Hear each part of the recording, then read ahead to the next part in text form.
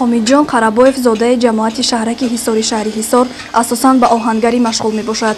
ӯ дар руд резаҳои оҳанин, лавозимотҳои кишоварзӣ ва дигар намуди ашёи ниёзи мардумро месозад.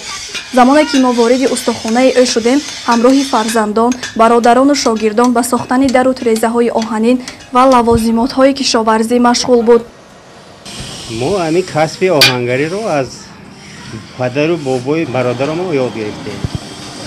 мо ҳамин соли даври шӯравие ки ҳамин касб омӯхтем, кор мекунем. ҳозир аку шогирдои бисёр баровардем, аку шогирдо ҳамаш ба зиндагии худаш, аку ҳозир ҳамин бачаҳои худам ёд додем.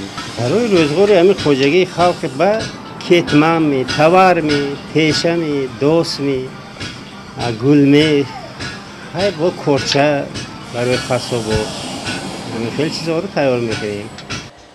ҳомидҷон қарабоев мегӯяд ки ин ҳунарро аз овони кӯдакӣ аз падару бобо омӯхта то имрӯз чандин шогирдонро низ тарбия намудааст. маҳсули дастони худро ҳамеша ба бозорҳои маҳаллӣ ва дигар шаҳру ноҳияҳои кишвар пешкаши харидорон мекунад.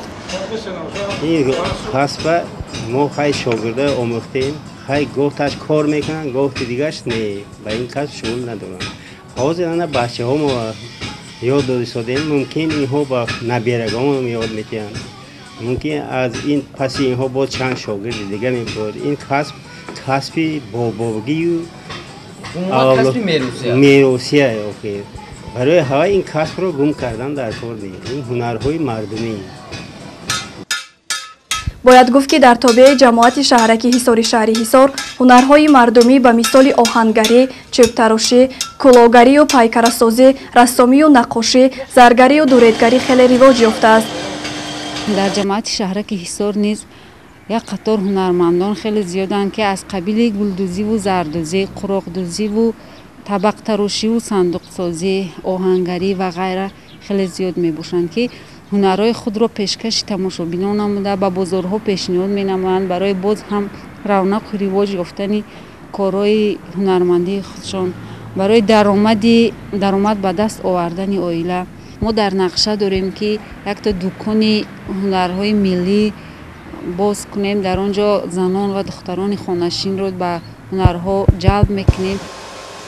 оилаи қарабоевҳо дар ин гӯшаи мамлакат ки асосан ба ҳунарҳои мардумӣ машғул ҳастанд, эълон шудани соли 2018-ро ҳамчун соли рушди сайёҳӣ ва ҳунарҳои мардумӣ, ғамхории навбатии пешвои миллат дар ҳаққи ҳунармандон меҳисобанд ва кӯшиш мекунанд ки ҳамеша ашёву анҷоми босифат сохта ба мардум пешкаш намоянд.